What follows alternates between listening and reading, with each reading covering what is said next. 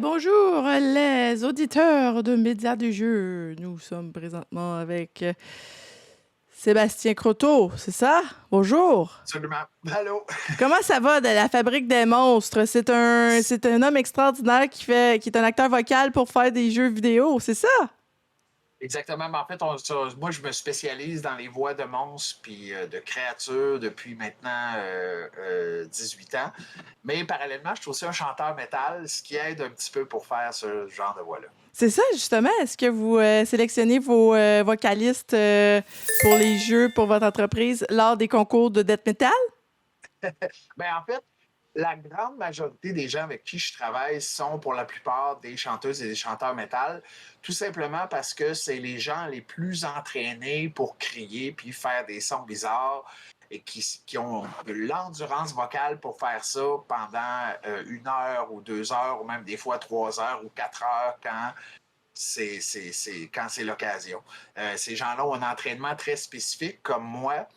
Et ça nous permet de, même après 33 ans, d'avoir encore de la voix. Parce que les gens, généralement, quand je leur dis que je crie depuis 33 ans, ils sont un peu étonnés que j'ai une voix relativement normale. Hein, on s'attendrait à une voix à la Éric Lapointe. Ouais. Une voix rauque, là. Exactement, mais c'est pas le cas.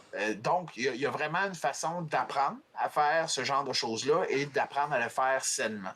Donc, c'est pour ça, mais comme je disais, je travaille principalement avec des gens qui sont soit des anciens ou encore aujourd'hui des chanteuses ou des chanteurs métal. OK, on va saluer les gens qui nous écoutent. Moritaire, bonjour. Arnaud Div 2, j'espère que vous allez bien. Ben oui, on va super bien. Aujourd'hui, j'ai invité Sébastien Croteau, le président de la Fabrique des monstres. C'est un acteur vocal qui se spécialise dans l'incarnation de personnages de jeux vidéo et aussi du doublage de téléséries, de films. Et ça fait 3 ans que l'entreprise existe. Et lui, ça fait 30 ans qu'il fait ça de sa vie. Puis on va regarder un petit extrait, un petit aperçu de qu'est-ce que vous faites.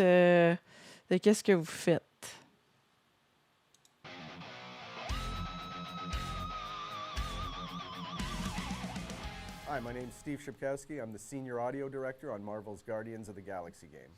Hi, my name is Sébastien Croteau. I'm the final boss at the Monster Factory, and I'm also a metal vocalist. Okay,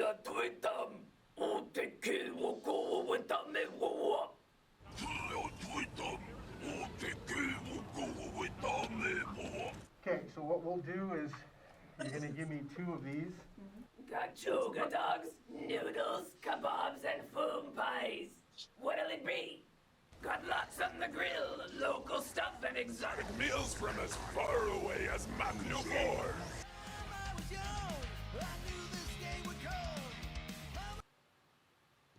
Vous avez fait la voix certains personnages de le jeu Gardiens de la Galaxie, un des jeux qui a été le plus primé de l'année 2022. Et comment ça s'est passé? Comment ça s'est passé? Ben, en fait, c'est parce que moi, j'avais fait des voix sur Shadow of the Tomb Raider. Avant, on avait été quelques-uns de ma gang de monstres à travailler sur le jeu. Et le directeur audio qui commençait à travailler sur les Gardiens de la Galaxie cherchait des idées pour ces extraterrestres puis ces créatures. Et le directeur audio avec qui j'avais travaillé sur Shadow of the Tomb Raider, qui s'appelle Rob Bridget, lui a donné mon nom en disant « Tu devrais contacter cette personne-là. Je pense que tu vas être agréablement surpris. » Et j'ai été le rencontrer la première fois. Je me rappellerai toute ma vie de cette rencontre-là. Premièrement parce que Steve est devenu un ami personnel avec tout le temps qu'on a travaillé ensemble. Mais surtout, c'est qu'aussitôt qu'il a commencé à me montrer des visuels de personnages, j'avais déjà des idées de sons qui pouvaient aller avec les personnages. Et il y a une chose qu'on voulait, je pense tous les deux, c'est lui qui avait fait la référence, la scène de la cantine dans Star Wars. Tu sais, quand Luke rentre, on entend des sons bizarres de partout. Il n'y a pas beaucoup de monde qui parle anglais là-dedans. Et moi, le reproche que je fais souvent aux films et aux téléséries de science-fiction, c'est des extraterrestres qui viennent de partout dans l'univers, mais ils parlent tout anglais. Okay. Moi, ça rentre pas dans ma tête. Okay. Moi, je veux qu'ils sonnent bizarres. Puis on voulait tous les deux que qu'il y ait des sons bizarres, qu'on développe peut-être ça en langage qu'on a fait finalement, parce qu'il a fallu que j'invente 5 langues extraterrestres pour le jeu. Mais dès le départ, on avait déjà pas mal disons, des affinités, des atomes crochus sur ce qu'on voulait faire avec Vous avec le aviez une projet. vision commune. Absolument, OK. absolument, absolument. Ben, disons, en fait, ma vision collait à la sienne, ce qui aide, parce que c'est quand même lui le patron. Hein? OK. Mais après ça, ben, c'est là qu'on a commencé le travail, en fait, à commencer à analyser, parce que moi, une des choses que je fais beaucoup, c'est analyser la physionomie OK. des personnages. C'est comme ça que tu donc prépares le les corps. personnages. Fait que tu incarnes un Ben, peu le... C'est parce que ça l'aide à trouver le son du personnage, OK. souvent indépendamment de son physique, mais aussi des fois de ses traits faciaux. OK. Hein? Il y a des personnages, des fois des monstres qui ont des lèvres, qui n'ont pas de lèvres, qui n'ont pas de mâchoire, qui ont Ouais. une petite bouche, qui n'ont pas d'yeux, qui n'ont pas d'oreilles. Fait que tous ces détails-là vont vraiment aider à un moment donné, il y a un entonnoir qui se fait, puis c'est comme, OK, ça, c'est des sons qui pourraient être réalistes pour ce personnage-là. Puis évidemment, ben, tu sais, il y a des personnages qui ont ce que j'appelle des archétypes vocaux assez précis. Tu sais, quand tu entends, par exemple, un squelette, tu sais, si je dis squelette dans un film ou un jeu vidéo, à qui les gens pensent tout de suite? À Skeletor. Puis si on écoute la voix de Skeletor, comme ça, Ouais. ben, si tu On regardes n'a pas les squelettes- entendu. Veux-tu la refaire? C'est peut-être trop fort pour ton micro, je sais pas. Ah, peut-être. Mais l'idée, c'est ça, c'est que c'est un type de voix particulière. Et quand on a affaire des squelettes, généralement, c'est ça que les gens nous demandent. Comme quand on veut des voix de gobelins, ben, si on regarde Le Seigneur des Anneaux, Ouais. les voix de gobelins, c'est aigu puis crié. Aigu puis distorsionné un petit peu. Les voix des orques, c'est des voix graves. Il y a déjà des archétypes vocaux qui viennent un peu baliser des fois. T'sais, quand on a un personnage comme, OK, ben là, ça, c'est un gobelin, on va y aller avec ce genre de voix-là. Ça, c'est un zombie. Les voix de zombie, ben, c'est très spécifique. Aussi, il y a quelques différentes techniques, mais généralement, c'est 2-3 techniques qui fait que ça, c'est des voix de zombies.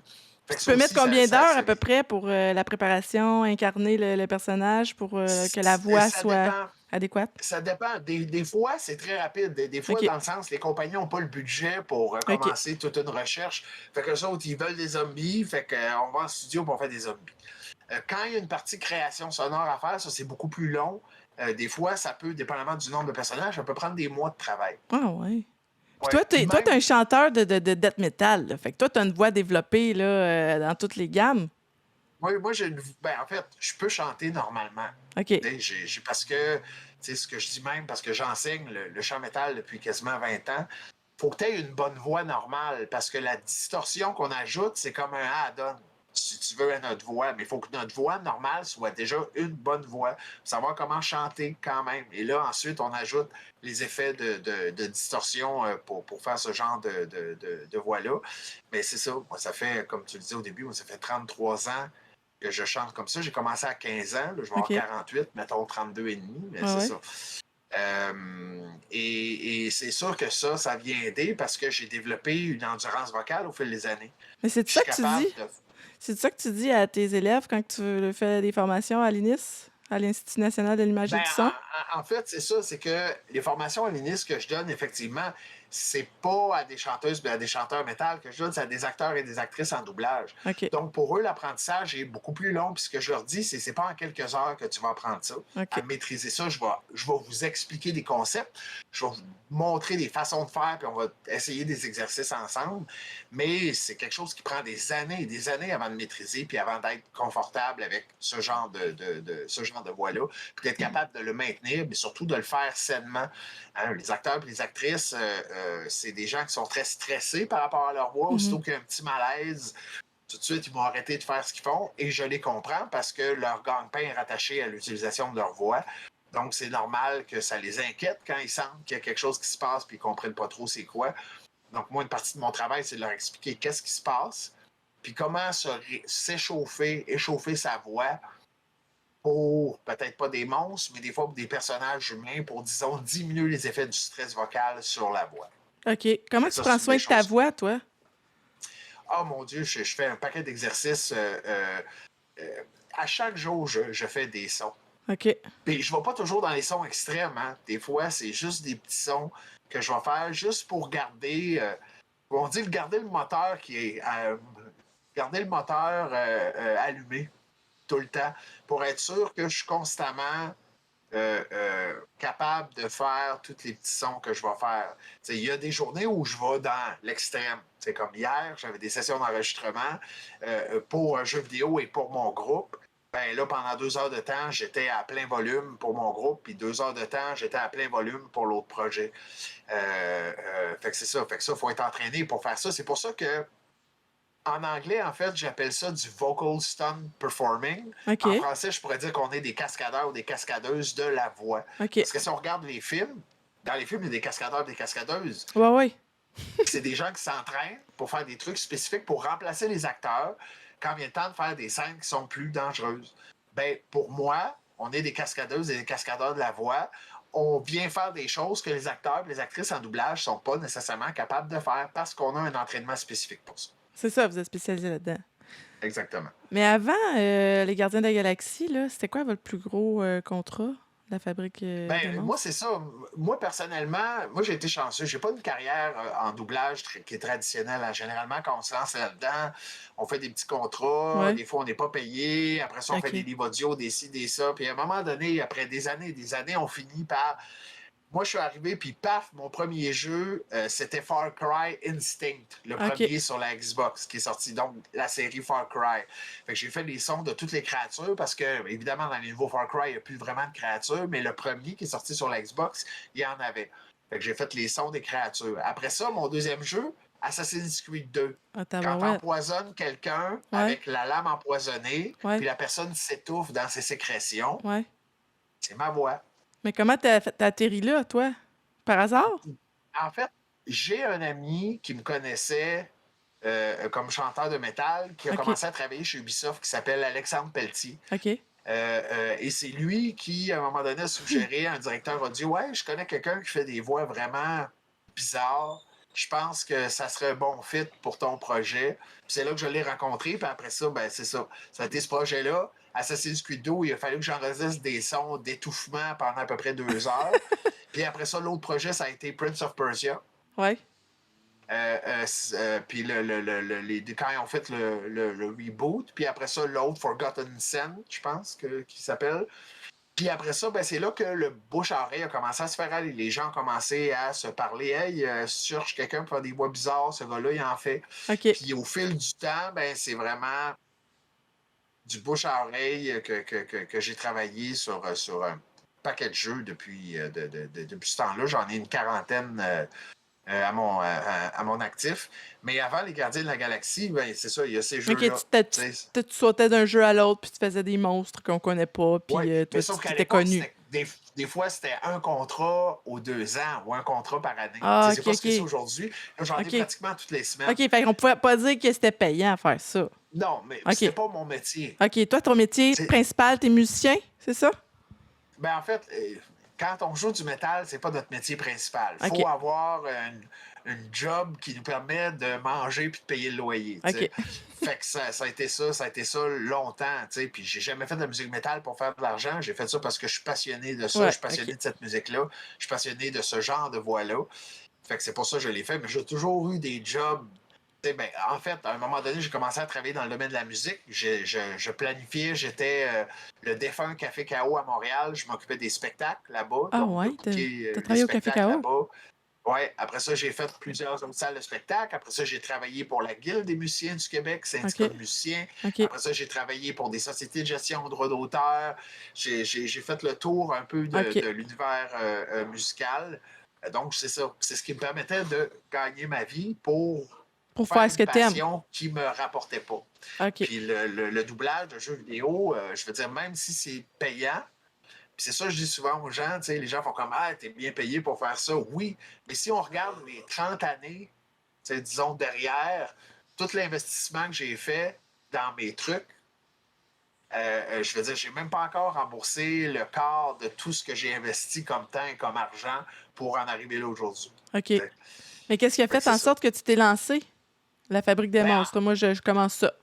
Oui, ben, en fait, c'est qu'au fil du temps, ben, les compagnies de jeux vidéo m'ont demandé si j'avais des amis qui faisaient ça. Puis évidemment, dans le métal, on n'a pas d'amis. Hein. On n'a pas... Non, c'est pas vrai.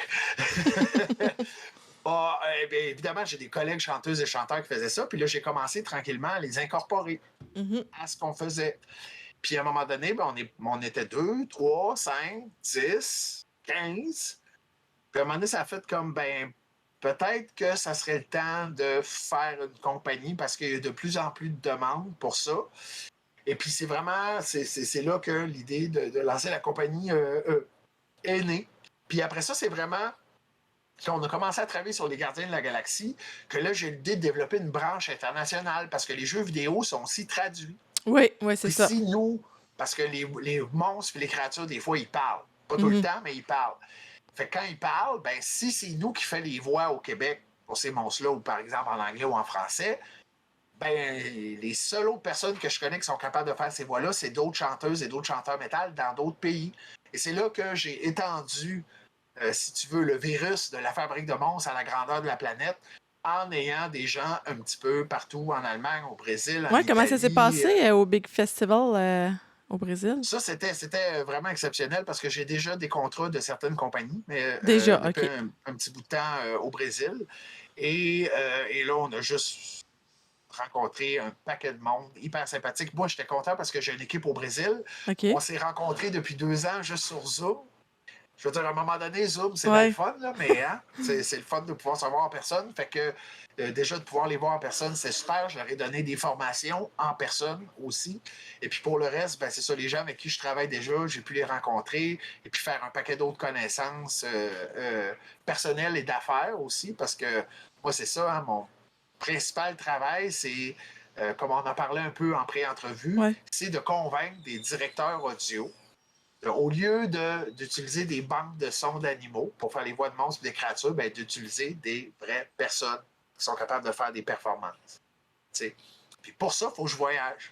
Il faut que j'aille Ouais. rencontrer ces gens-là. Il faut que je leur parle. Il faut que je puisse les convaincre de passer de ça à l'autre. Puis c'est drôle parce que, généralement, quand il y a de la technologie, les gens courent vers la technologie. Moi, j'essaie de ramener l'humain. Ouais, c'est ça, je m'en allais faire ça, justement. Ouais. Avec l'avènement de l'intelligence artificielle, il y a pas. Tu trouves pas qu'il y a un enjeu derrière ça? Tu sais, on peut recréer des voix, on peut refaire les. On peut reproduire des voix Mais de défunts, puis tout ça. Mais c'est toute une industrie qui est basée sur des performances d'acteurs et d'actrices et d'artistes. OK. Et si on commence à toutes les remplacer, ça ne fonctionnera pas. Je vais te donner un L'intensité exemple très humaine, hein, précis. derrière ça. Il y a Oui, bien, l'intensité en humaine. fait, je vais te donner un exemple très précis. Euh, un acteur qui participe à un film très connu fait la promotion du film, right? Ouais. Ce que j'appelle un star power va faire en sorte que des gens vont aller voir ce film-là.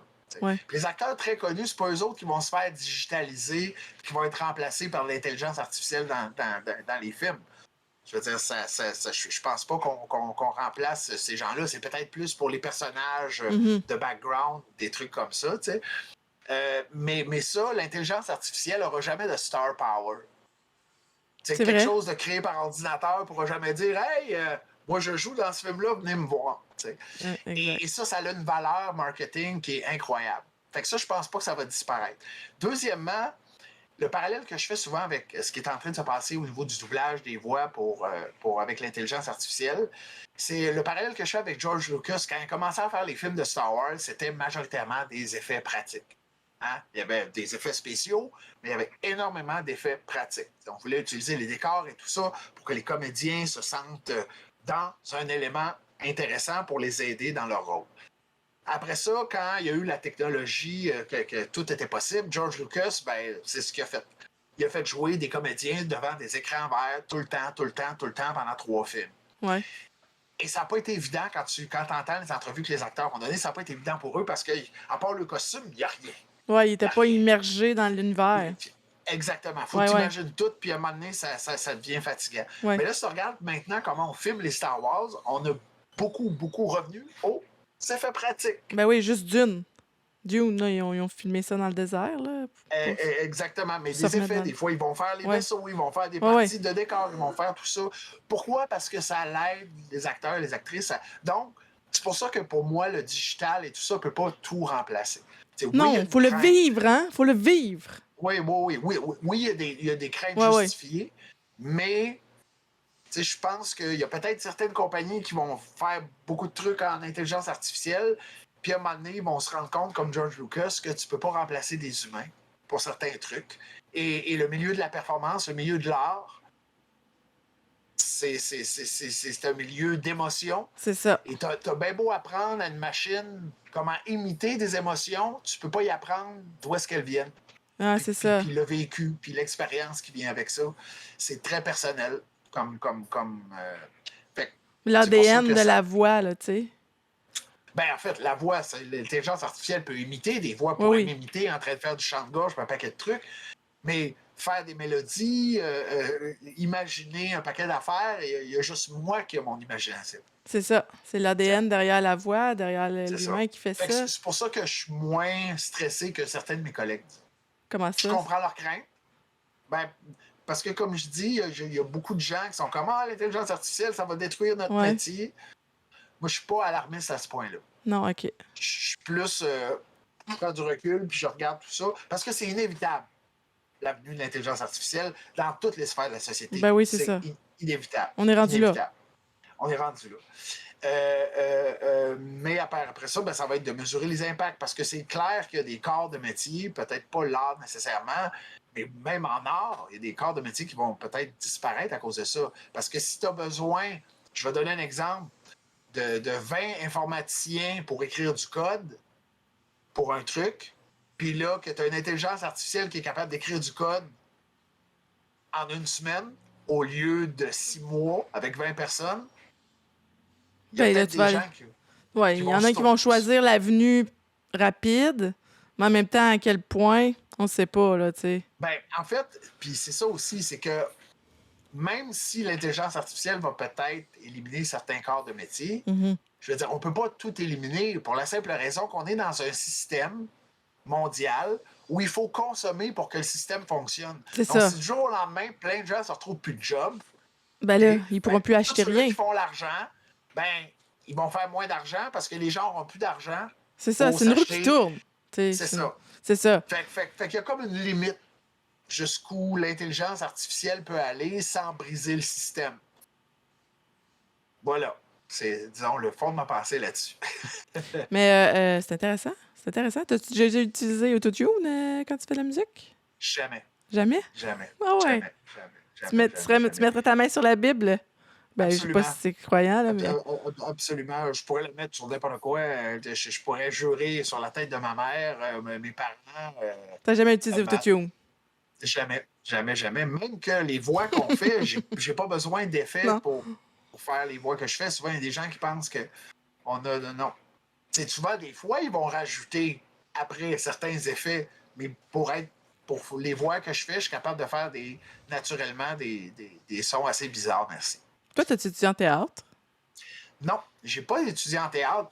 Mais ce qui est drôle, c'est que la musique, en fait, le métal ou toute forme de musique, je veux dire, quand on va sur une scène, on joue un personnage. Mhm.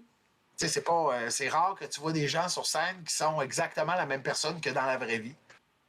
Tu sais, fait il y a comme tout un côté, un aspect théâtral à faire de la musique. Puis moi, j'ai toujours été un peu théâtral dans le sens que j'ai des accessoires de scène, des trucs, des costumes, des camisoles de force, des masques, un paquet de trucs.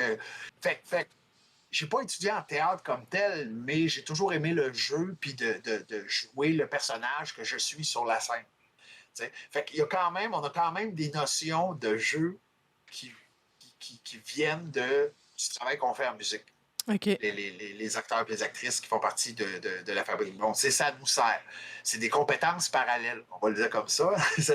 Ou des compétences parallèles ou des compétences connexes, mais bref, on peut les amener, tout ce qu'on a de l'univers musical dans le doublage de jeux vidéo. OK.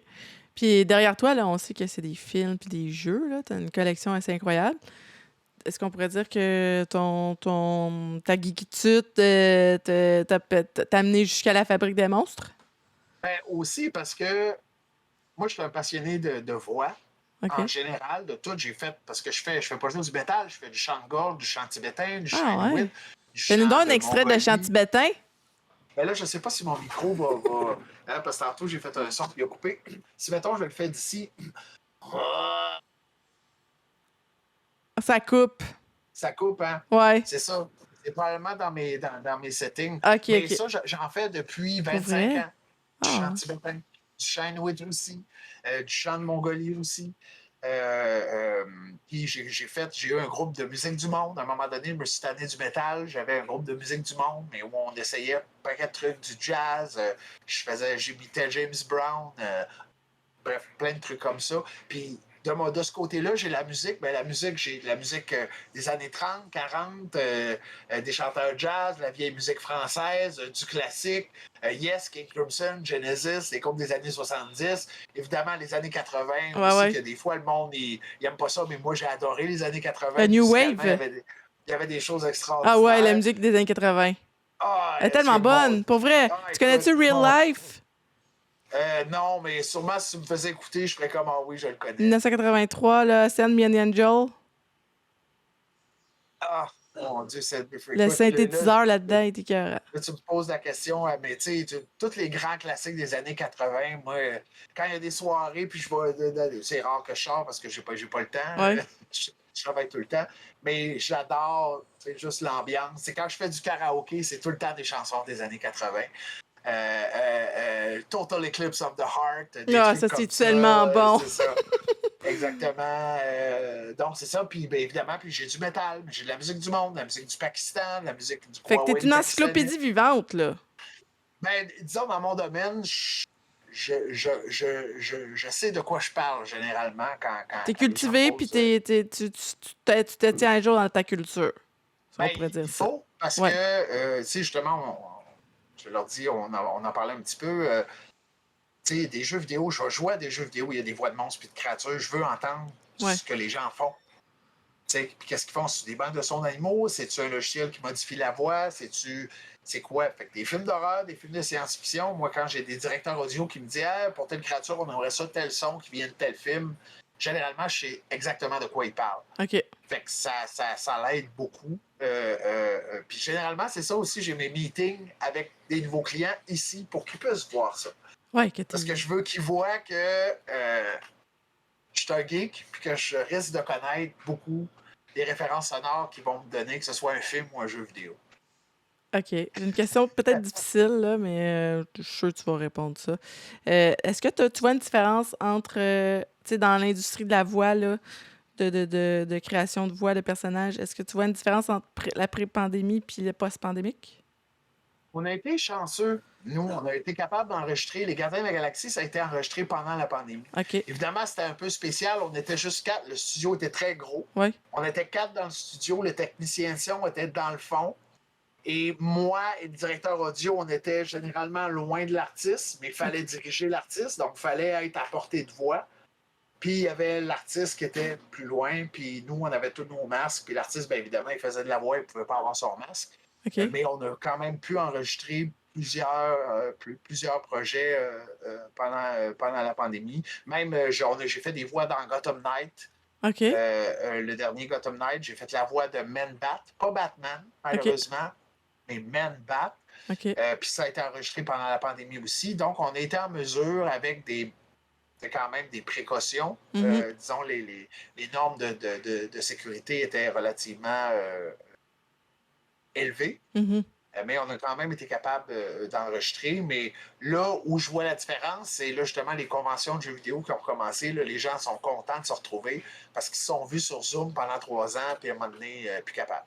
Hein? Puis là, est-ce que tu as plus de contrats depuis que c'est plus... Ben, en fait, oui, mais c'est pas lié, je pense, c'est pas nécessairement lié à la pandémie, c'est lié au fait que je voyage tout le temps, puis je vais rencontrer du monde partout sur la planète. OK. Fait que mon nom circule, le nom de la compagnie circule, pas juste au Québec, pas juste au Canada, mais aux États-Unis, à l'étranger, à Londres, en Europe, en Allemagne, au Brésil, en Corée même, on a des contrats de la Corée. Fait que ça fait qu'on commence à, disons, étendre nos tentacules.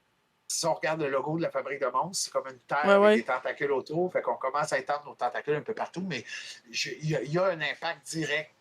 Je le vois au niveau des contrats sur le fait que je voyage à l'extérieur et que je vais rencontrer les gens parce que, comme je disais tout à l'heure, on n'a pas besoin de convaincre les directeurs audio qu'on a besoin d'acteurs ou d'actrices en doublage pour du doublage traditionnel. Ça va de soi. Mais par rapport à ce que je fais, j'ai besoin de convaincre les gens. Ouais, t'as besoin de les rencontrer puis de montrer ton énergie. Oui, Tu sais, la puis de connexion. montrer, absolument, absolument, puis montrer aussi, leur parler de ce qu'on fait, comment Ouais. on le fait. Puis généralement, les gens, quand ils ont leur première rencontre avec moi, c'est rare qu'ils ne sont pas convaincus dès la première rencontre parce que d'un, je suis très passionné de Ouais, ça. ouais, c'est ça. Ça Ça fait un paraît petit quand bout tu de temps parles. que je fais ça, Ouais. que je connais ça. Puis je veux dire, je connais tout ce qui entoure ça aussi. Je veux dire, on s'occupe pas juste de faire les voix, on enregistre, on fait la pré-production, des fois l'enregistrement, la direction de voix, on s'occupe du casting, on fait la post-production. Fait qu'on a toute une série, disons, de services connexes. Fait que quand les gens me parlent avec quel logiciel tu vas enregistrer, avec quel micro tu vas enregistrer, comment tu vas faire ci, ça, généralement, j'ai une réponse à toutes leurs questions. On n'a pas le choix pour faire ce qu'on fait. Ben ouais. Là, vous êtes une équipe de combien à la Fabrique des monstres? On est une centaine d'acteurs et d'actrices. Dans votre banque de données. Oui, exactement. Puis, comme tel, ben, tu sais, je veux dire, c'est un contrat encore. J'ai pas d'employé formel, mais disons que, tu sais, c'est mon travail à temps plein. OK. C'est Même à si la c'est pige pas- pour ceux qui sont dans ton Oui, équipe? oui, contractuel. Oui, parce que, je veux dire, tout le monde, en milieu de doublage, c'est des contractuels. C'est rare des gens qui sont engagés à l'année. Ben, OK. ça va arriver sur des grosses séries. Tu sais, quelqu'un OK. est engagé pour faire. Mais ça, c'est vraiment projet par projet. Fait que dépendamment de qui est choisi, dépendamment de. Il y a comme un paquet de facteurs qui vient influencer qui va travailler sur le contrat. Mais là, justement, il a fallu que j'agrandisse mon équipe de gestion interne pour être capable d'absorber, disons, le surplus de contrats qui rentre depuis un bout de temps. C'est ça qui est le plus difficile à gérer? Ben, en fait, c'est ça qui est drôle. Gérer le succès, c'est sûrement aussi fatigant que gérer l'insuccès, ça se dit-tu? Mais bref, tu sais, quand t'as rien à gérer, ça va mal, là, tu t'en fais, tu stresses, tu penses à plein d'affaires. Puis quand t'as trop d'affaires à gérer, ben ça va bien, mais tu stresses aussi. OK. Il y a pas. Mais oui, mais il faut le gérer, le succès. Quand les choses commencent à bien aller, il faut être capable d'organiser une équipe autour de soi qui va être capable de faire le travail professionnellement. Puis qui va savoir exactement qu'est-ce qu'il y a à faire. T'sais. Tout ça, moi, je le fais depuis des années pour la Fabrique de monstres, mais là, je suis en train de former des gens spécifiquement pour ça, pour qu'ils puissent être capables de faire ce que je fais, OK. tout simplement. Puis est-ce que tu fais des entrevues d'embauche ou tu fais juste rencontrer des gens puis vous avez une vision commune? Oui, non, je fais des entrevues d'embauche, puis généralement, c'est des gens que je connais depuis très longtemps. OK. C'est des gens que je connais depuis très longtemps. Ça va arriver que je vais travailler avec des gens que je ne connais pas depuis très longtemps, mais quand on a discuté, on a eu une connexion, disons, instantanée sur la vision qu'on a de ce qu'on fait. OK. Fait que c'est ça qui a fait, par exemple, il y a une artiste qui a intégré la Fabrique de monstres récemment qui s'appelle Molly Scarpine, Molly Daisy, qui est aux États-Unis. OK. Elle a fait des voix dans Days Gone, Last of Us 2, OK. God of War Ragnarok. Elle, c'est une actrice. Elle a un background d'actrice, mais c'est aussi une chanteuse extrême, une chanteuse de métal. Donc, elle a vraiment comme le mariage parfait des deux mondes, ce qui fait que pour moi, ces gens-là sont des perles rares. Fait que quand j'en trouve une, allô! Ah oui, tu Veux-tu travailler l'invites. avec moi? Ah, c'est Oui. le fun. Ouais. C'est Mais vrai. oui, c'est ça. Mais généralement, c'est des gens que je connais depuis longtemps. OK. C'est un des avantages d'avoir sa propre compagnie, c'est de pouvoir soi-même trouver les gens. Ouais. Puis, je veux dire, la confiance, c'est long à bâtir. Oui, c'est long. J'ai pas le temps. Fait que je préfère former les gens en qui j'ai déjà confiance parce que la confiance est déjà là, est déjà établie. Fait que c'est ça. Cool. Puis, dans le fond, est-ce que tu prévois-tu que cette industrie-là, elle va être en croissance dans les 5 prochaines années? Je l'espère. OK. Je l'espère parce que c'est, comme je dis, c'est mon métier. C'est quand même si les gens ne travaillent pas à temps plein, il y a des gens qui prennent ça très sérieusement aussi. Mais je pense que si je regarde des choses aller comme ça, on devrait avoir encore plus d'opportunités intéressantes. Dans le futur, on en a déjà là, qu'évidemment, à cause des ententes de non-divulgation, je ne peux pas discuter. Mais on a vraiment des choses hyper intéressantes qu'on va pouvoir annoncer probablement en 2024, même 2025, je ne sais pas. Comme là, il y a Baldur's Gate. On a fait des voix dans Baldur's Gate 3. Là, je peux en parler parce que moi, ils m'ont annoncé. Ils ont mis une vidéo de moi sur Twitter. Mais c'est ça, on va pouvoir en parler un petit peu plus bientôt parce qu'on a fait plein de voix dans Baldur's Gate 3, des voix de créatures puis de monstres. Donc ça, c'est un projet hyper intéressant, mais c'est ça. Il y en a un paquet d'autres qu'on va pouvoir annoncer en temps et lieu. C'est cool. J'imagine que tu t'es bâti une crédibilité avec les Gardiens de la Galaxie. C'est-tu vraiment ce jeu-là que la fabrique était-tu déjà créée quand tu as fait ce jeu-là? Oui, la fabrique de monstres était déjà créée, mais tu sais, c'est ça, comme je disais, moi, ça fait 18 ans que je fais ça. La crédibilité, c'est pas la crédibilité de la compagnie, dans le sens que la compagnie C'est ça. nouvelle, c'est plus ma crédibilité. C'est ça. Moi, en tant que personne qui fait ça depuis des années, tu sais, fait que c'est comme un peu ma crédibilité, c'est ça que je transpose à ma compagnie. C'est ça. Et puis après ça, quand on regarde le portfolio, les artistes sur lesquels, les jeux sur lesquels on travaillait, ben c'est assez impressionnant. T'sais, on a vraiment un paquet de jeux vraiment connus, puis qui ont vendu des millions de copies. Donc, ça veut dire qu'il y a des millions de personnes qui ont entendu nos voix. C'est ça qui est drôle parce que, tu sais, quand on fait de la musique, on aspire à se faire entendre de tout le monde sur la planète, même quand on fait du métal. T'sais. Mais quand tu fais de la musique, tu es sous les projecteurs. Hein? Tu es devant tout le monde te voit, c'est ça, sous les projecteurs. Doublage, on est des travailleurs de l'ombre. C'est ça, il n'y a personne qui te voit.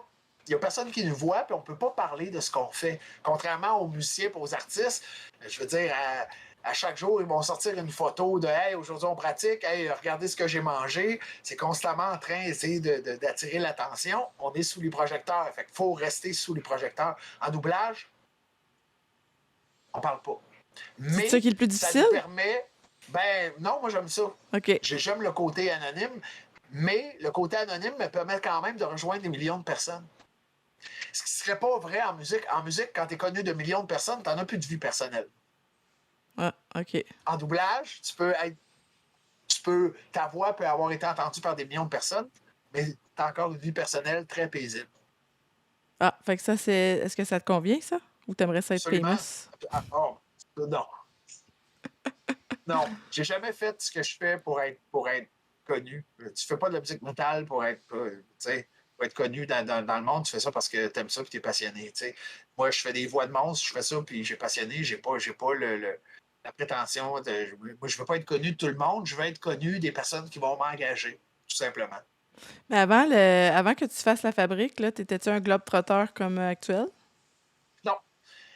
J'ai jamais autant voyagé que j'ai voyagé là. J'ai déjà été quelques fois à Paris, en Espagne, des fois pour des spectacles, même à Dubaï pour un spectacle avec des chanteuses inuites. On avait été pour le Festival des pubs du désert, là, 15 ans à peu près. OK. Mais non, là, c'est vraiment dans les 2 dernières années. Puis là, quand je voyage, j'achète toujours un petit aimant qu'on colle sur les frigidaires. Ouais. Les aimants avec...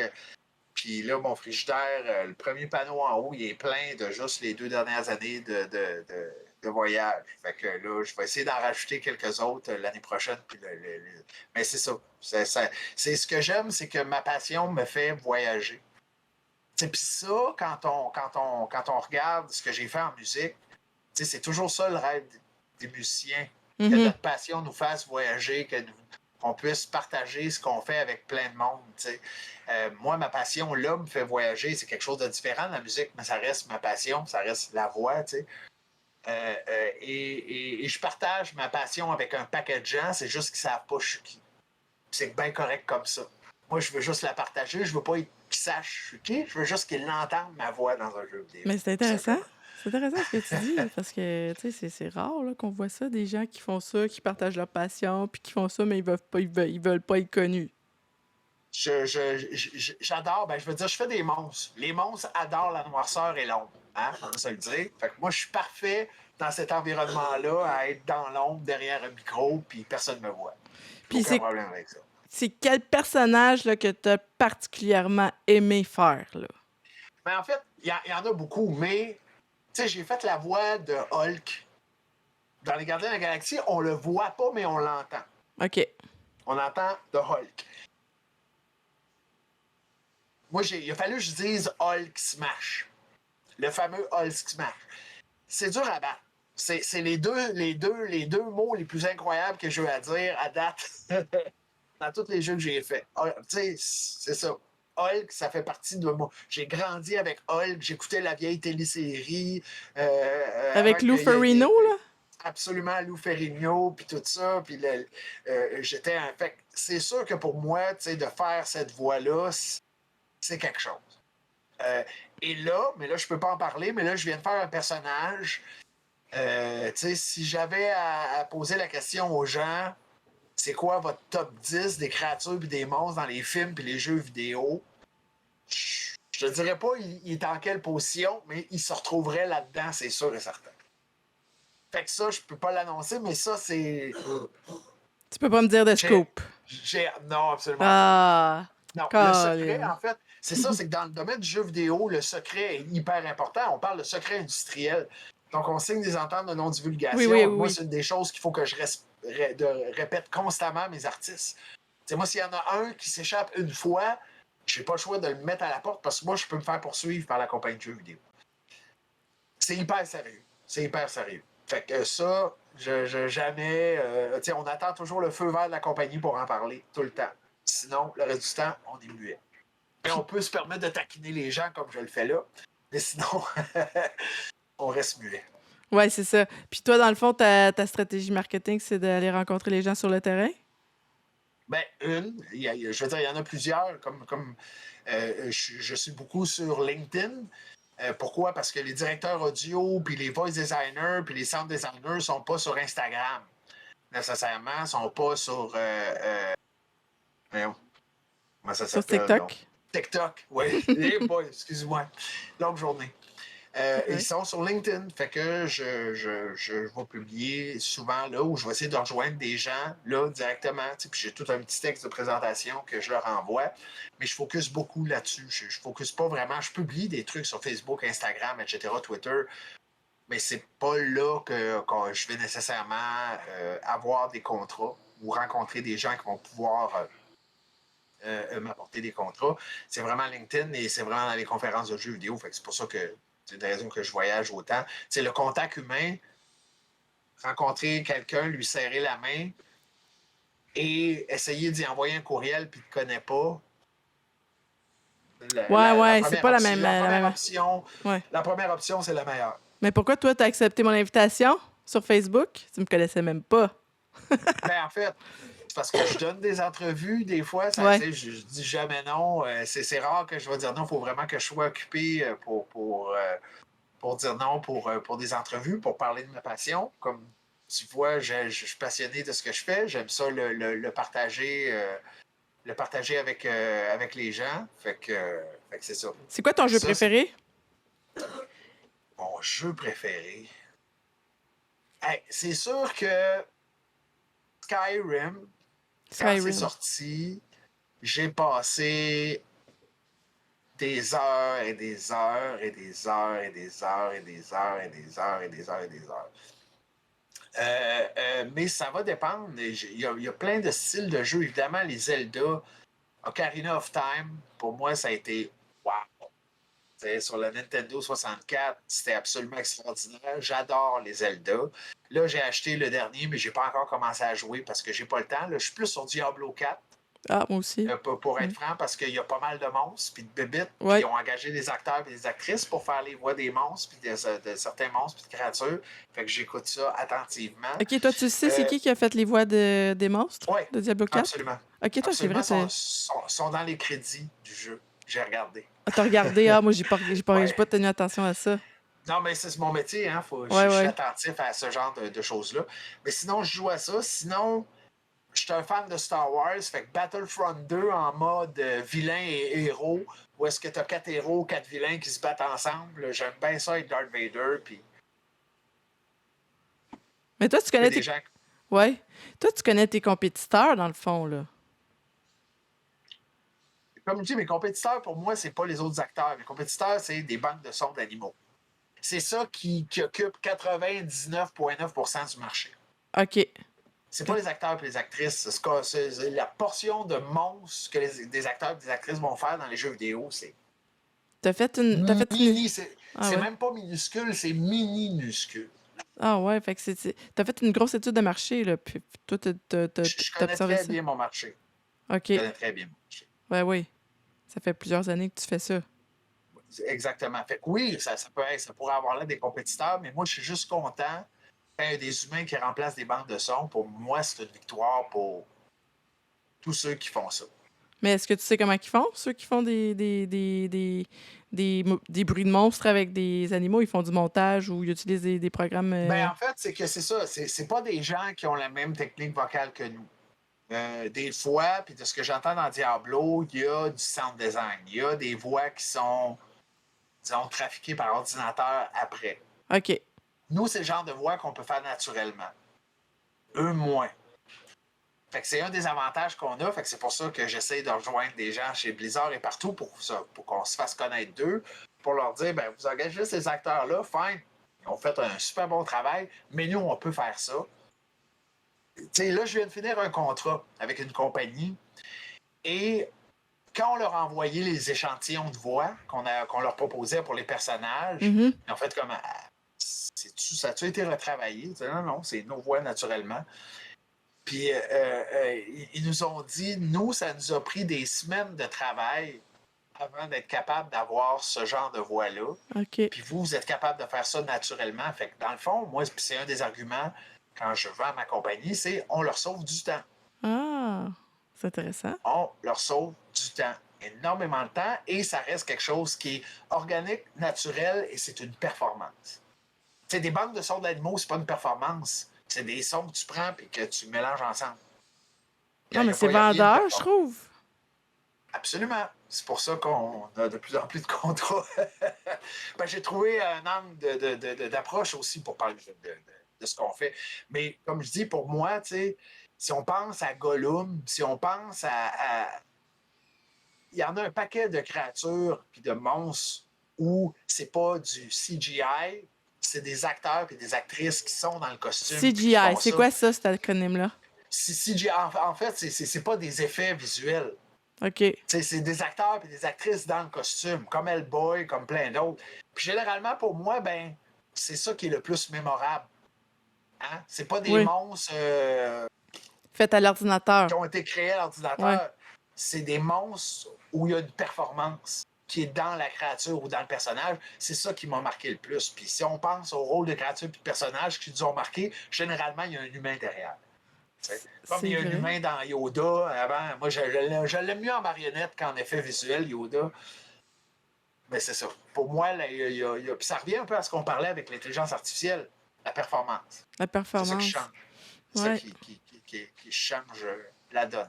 disons. Ouais, c'est vrai. Ah, en tout cas, on va finir là-dessus parce que c'est super intéressant.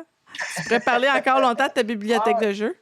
Je donne, généralement, des fois, je donne des formations qui durent 3 heures, puis des fois, je dépasse 3,5, 4 heures, fait que je peux en parler, très longtemps, mais je te remercie vraiment énormément de l'invitation. Comme je te dis, Ben, c'est c'est moi. toujours plaisant de pouvoir en parler à des gens qui sont dans le domaine, comme toi, qui parlent de jeux vidéo, qui font découvrir l'univers du jeu vidéo. Fait que un énorme merci. Ben, j'ai une dernière de question. l'invitation.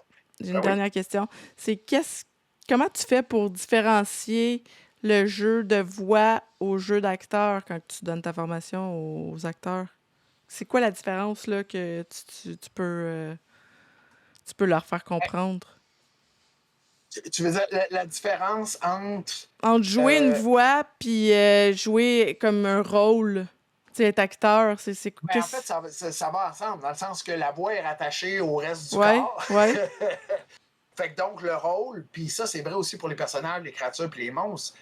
Tu sais, il y a quelque chose qui se passe, il y a quelque chose qui a faim, il a soif, Puis c'est clair que généralement, pour être en mesure de bien rendre certaines émotions, il faut aller chercher dans son vécu. Évidemment, je ne peux pas aller chercher dans mon vécu des moments où j'ai mangé du monde parce que je ne suis pas un zombie. Ouais, c'est ça l'affaire. Mais c'est là que l'imagination va embarquer. Ben, j'en ai vu des films de zombies. Je peux me déconnecter puis faire comme si j'étais un zombie. Être un puis, psychopathe, là. quand je demeurais avec ma mère, des fois, je lui faisais peur, même si elle sait que je suis son fils puis que je suis pas fou. Des fois, elle me voyait arriver en zombie puis elle aimait pas ça. Mais ça fait partie de la performance du jeu. C'est de tasser l'ego, hein? Et de faire sortir le personnage. Mais on va toujours puiser un peu dans son vécu pour certaines choses. Mais je peux pas puiser dans mon vécu pour jouer un tueur en série. Je suis pas un tueur en série. Je suis pas un meurtrier. Je suis pas un zombie. Je suis pas un cannibale. Fait que c'est dur d'aller chercher dans son vécu, mais je peux aller chercher des moments dans ma vie qui m'ont enragé. Et je peux canaliser cette rage-là et, disons, la mettre dans la performance. Ah, c'est intéressant. C'est un peu la même C'est ça. chose que d'être un acteur, sauf que tu le canalises dans la voix, c'est ça? Exactement. Mais en fait, c'est qu'on joue, c'est très physique, hein, ce qu'on fait. Moi, quand je fais une session de doublage, je bouge, puis je suis comme... Quand j'attaque, puis je fais des trucs, puis je saute. Évidemment, je peux pas sauter à cause de mes pieds. Il faut pas entendre le bruit de mes pieds. Mais je vais utiliser mes épaules, puis mon corps, puis je vais bouger. Il faut que la performance soit physique. Moi, c'est clair que plus la performance d'un acteur en doublage est physique, plus les sons qu'il va faire vont être réalistes. Ben, c'est... Fait qu'il y a une dimension physique énorme. Je sors des sessions pas fatigué vocalement, mais fatigué physiquement. Après 4 heures, j'ai pas de problème avec ma voix, mais mon corps, il fait comme... OK, là, va te coucher. Mais est-ce que c'est vrai que le miel, c'est bon pour la gorge?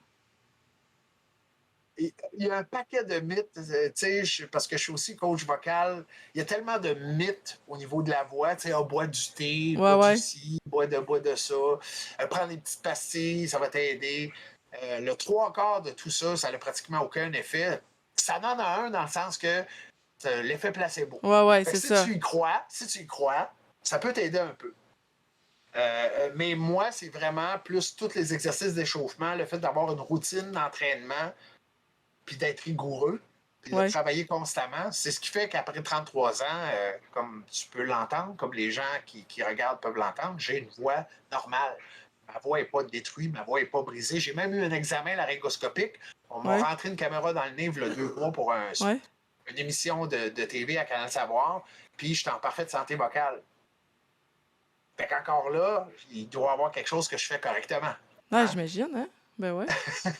Hey, merci beaucoup. Tu vas rester avec moi une petite minute. Puis on va dire bye-bye à l'audience. Merci d'avoir été là. Puis, merci de nous avoir regardés. Oui, merci beaucoup. Au revoir.